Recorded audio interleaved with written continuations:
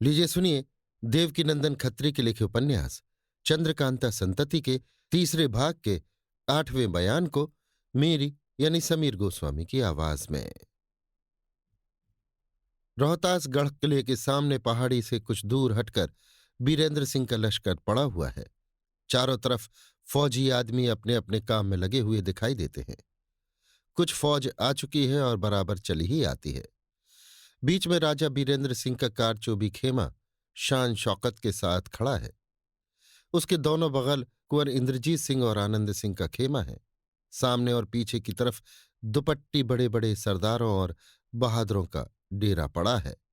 बाजार लगने की तैयारियां हो रही हैं।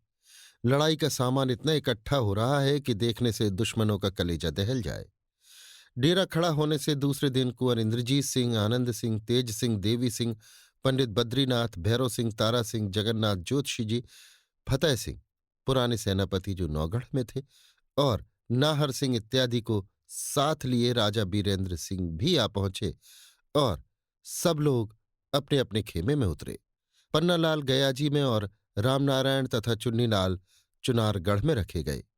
इस लड़ाई के लिए सेनापति की पदवी नाहर सिंह को दी गई। तीसरे दिन और भी फौज आ जाने पर 5 झंडे 50,000 फौज का निशान खड़ा किया गया। बहादुरों के चेहरे पर खुशी मालूम होती थी। सब इसी फिक्र में थे कि जहां तक हो लड़ाई जल्दी छिड़ जाए, और बेशक 1 ही 2 दिन में लड़ाई छिड़ जाने की उम्मीद थी। मगर वीरेंद्र सिंह के लश्कर पर एकाएक ऐसी आफत आ पड़ी कि कुछ दिनों तक लड़ाई रुकी रही। इस आफत के आने का किसी को स्वप्न में भी गुमान न था, जिसका हाल हम आगे चलकर लिखेंगे। राजा दिग्विजय सिंह का पत्र लेकर उनका एक अय्यार बीरेंद्र सिंह के पास आया। बीरेंद्र सिंह ने पत्र लेकर मुंशी को पढ़ने के लिए दिया। उसमें जो कुछ लिखा था उसका संक्षेप ये है। हमारे आपके बीच कभी की दुश्मनी नहीं, तो भी न मालूम आपस में लड़ने या बिगाड़ पैदा करने का इरादा आपने क्यों किया। खैर, इसका सबब जो कुछ हो हम नहीं कह सकते, मगर इतना याद रखना चाहिए कि 50 वर्ष लड़कर भी ये किला आप हमसे नहीं ले सकते। अगर हम चुपचाप बैठे रहें तो भी आप हमारा कुछ नहीं कर सकते। फिर भी हम आपसे लड़ेंगे और मैदान में निकलकर बहादुरी दिखाएंगे। अगर आपको अपनी बहादुरी या जवामर्दी का घमंड है तो फौज की जान क्यों लेते हैं। एक पर एक लड़के फैसला कर लीजिए। बहादुरों की कार्रवाई देखने के बाद हमसे और आपसे द्वंद्व युद्ध हो जाए। आप हम पर फतह पाइए तो ये राज्य आपका हो जाए, नहीं तो आप हमारे मातहत समझे जाएं। अफसोस, इस समय हमारा लड़का मौजूद नहीं है। अगर होता तो आपके दोनों लड़कों से वो अकेला ही भिड़ जाता।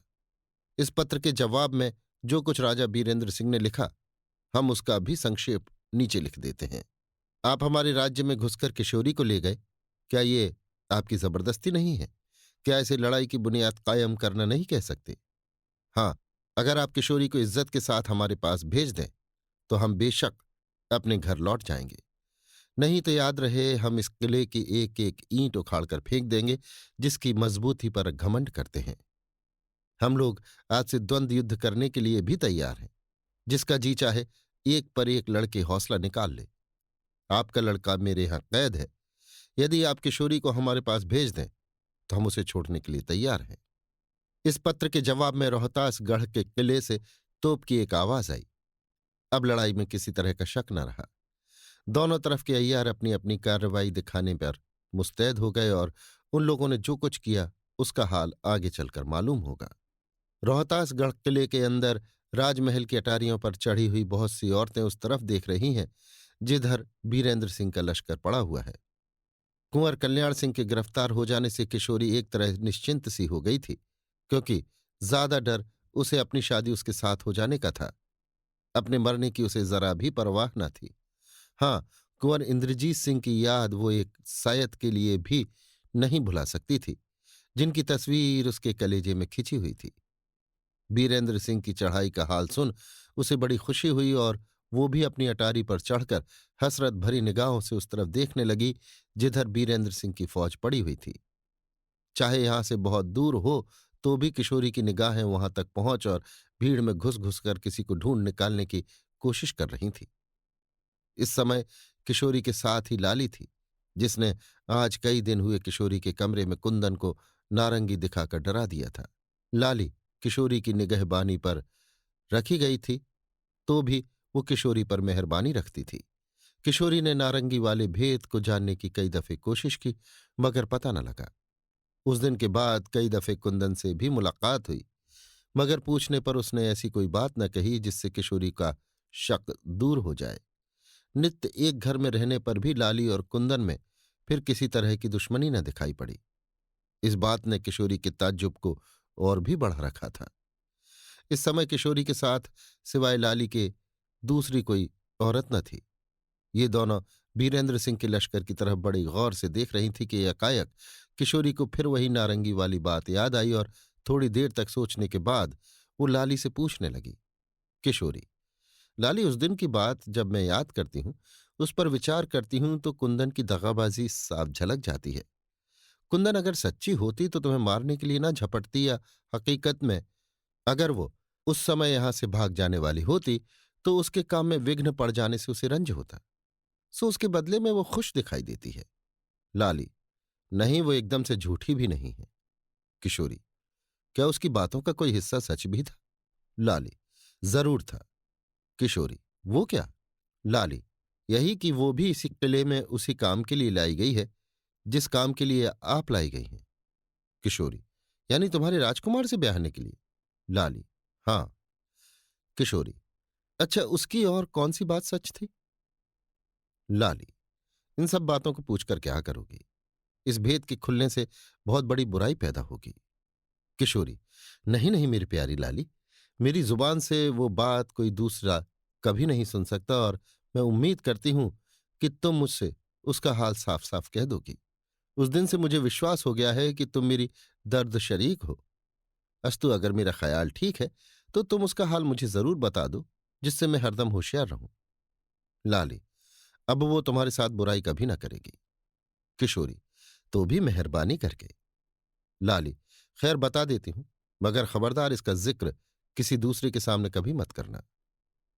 किशोरी, ऐसा मैं कदापि नहीं कर सकती, और तुम खुद ही जानती हो कि इस महल में सिवाय तुम्हारे कोई भी ऐसा नहीं है कि जिससे मैं दो बातें करती हूं। लाली, अच्छा, तो सिवाय उस बात के जो मैं ऊपर कह चुकी हूं, बाकी कुल बातें उसकी झूठ थी। वो इस मकान से भागना नहीं चाहती थी। वो तो हमारे कुमार के साथ ब्याह होने की उम्मीद में खुश है, मगर जिस दिन से तुम आई हो उस दिन से वो इस फिक्र में पड़ गई है, क्योंकि वो खूबसूरती और इज्जत में तुमको अपने से बहुत बढ़ के समझती है, और हकीकत में ऐसा ही है। उसे ये ख्याल सता रहा है कि राजकुमार से पहले किशोरी की शादी हो लेगी, तब मेरी होगी, और ऐसी अवस्था में किशोरी बड़ी रानी कहलावेगी और उसी के लड़के गद्दी के मालिक समझे जाएंगे। इसी से वो इस फिक्र में थी कि तुम्हें मार डाले, मगर किसी ऐसे ठिकाने पर ले जाकर जिससे उस पर कोई शक न कर सके। किशोरी, छी छी। लाली, मगर अब वो तुम्हारे साथ बुराई नहीं कर सकती। किशोरी, और वो नारंगी वाला भेद क्या है?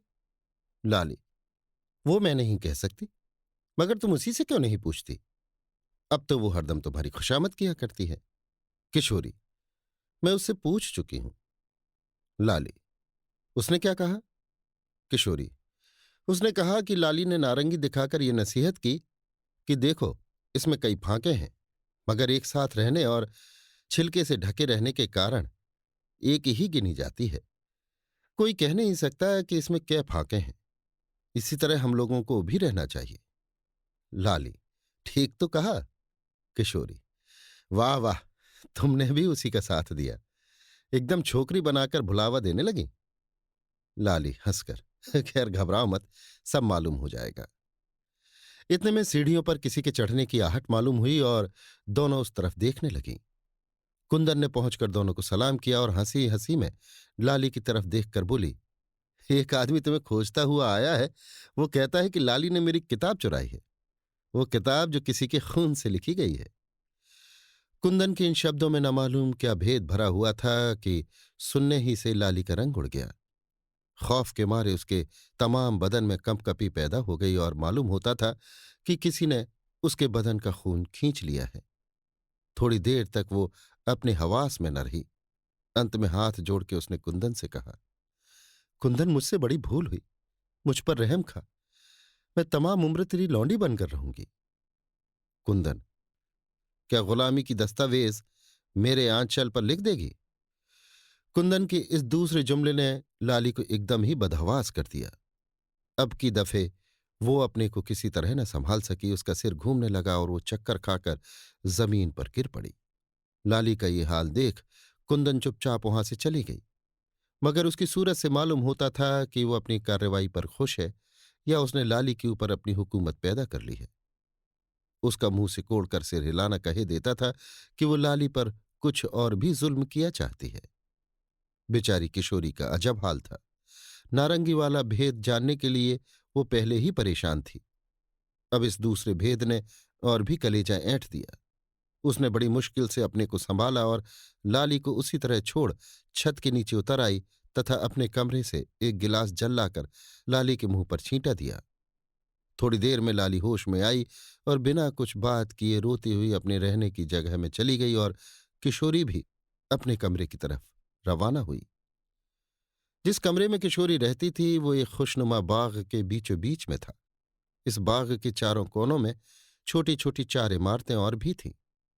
एक में वे कुल औरतें रहती थीं जो किशोरी की हिफाजत के लिए मुकर्रर की गई थी। उन औरतों की अफसर लाली थी।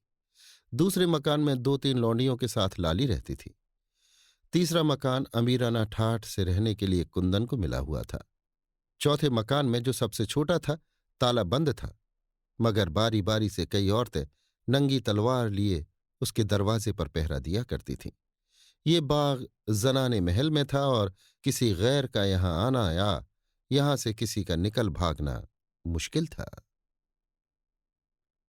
अभी आप सुन रहे थे देवकीनंदन खत्री के लिखे उपन्यास चंद्रकांता संतति के तीसरे भाग के 8वें बयान को मेरी यानी समीर गोस्वामी की आवाज में।